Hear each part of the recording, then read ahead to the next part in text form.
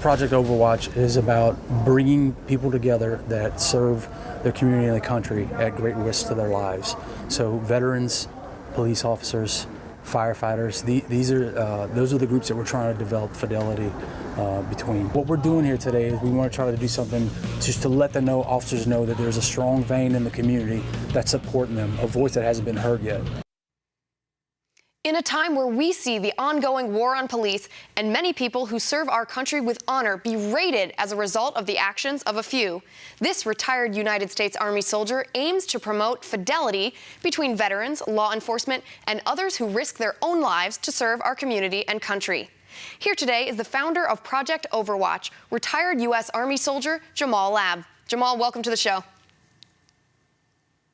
Hi, Liz. How are you? I'm doing well, thank you. Now, I heard something good about you. I heard that just yesterday you retired from the Army.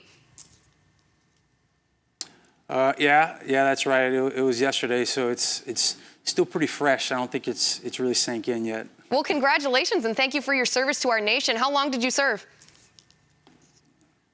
A little over 20 years. So I think it was right at 20 and a half. Wow, that's amazing. That's amazing. And I really appreciate all the sacrifice that you have made on behalf of our nation, on behalf of our freedom. Now, can you tell us a little bit about your organization, about Project Overwatch? Well, I think in the snippet you played before I came on, it kind of said what our overall mission was. We definitely have other objectives that we want to thread into that. One is countering just the negativity that's propagating through the country now. And then, our long-term goals are to really do some things that are substantial, some things that are weighted that you can hold in your hand as far as helping law enforcement and helping, the firefighter, those communities. Now, when did you start this organization? So we're pretty new, Liz. March is when we kicked off. So we're under a year. We embody grassroots, if you will. I have a core staff of. Go ahead, Liz. Oh, I was just going to say, what was your motivation, your inspiration for starting this? So I think there's a lot of reasons, right? But I think empathy will probably be at the top. I think that veterans, if we think about it, we can empathize with law enforcement, with what they're going through. If you think back to Iraq, when everything that came out that the public saw was negativity about the war. I think it's similar to what's going on.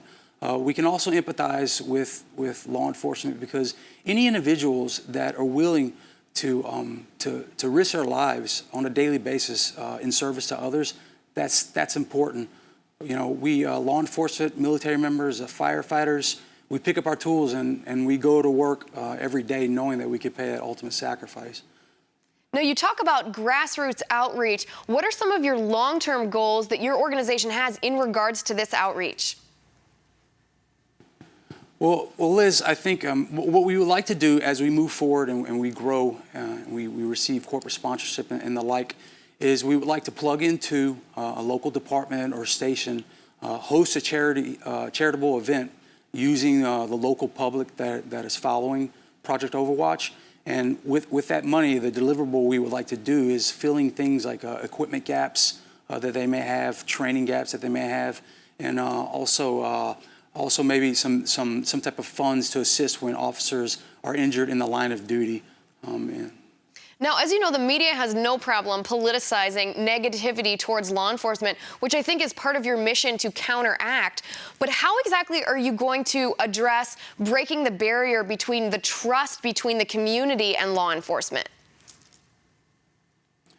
Well, Liz, I think first off, I agree with you. I think that there is a tone that's being set by the media, whether it's by design or not. That tone is being set. So the first thing that we're doing is we're disconnecting from that. We're not. If you look through our Facebook peel, we're not commenting on any isolated events. We're staying away from the political aspect of that. And what we do is we want to focus on positivity. So we put up the things that law enforcement are doing that's good, that's helping their communities. The things that firefighters and veterans are doing that's good, that's helping their communities. And I think you also played another prime example of us, like through social interactions, us energizing the public to go out and engage with the law enforcement and just let them know that we're there. And that, the example you played in Baltimore was kind of one of those things.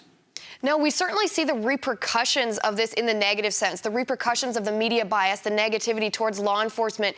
But have you seen any indications or have any examples of repercussions in the opposite light, of people stepping forward and saying, hey, I want to support law enforcement because I know the work that you do is good, in the light of even tragedies or even the war on cops? Have you seen any positives come from that?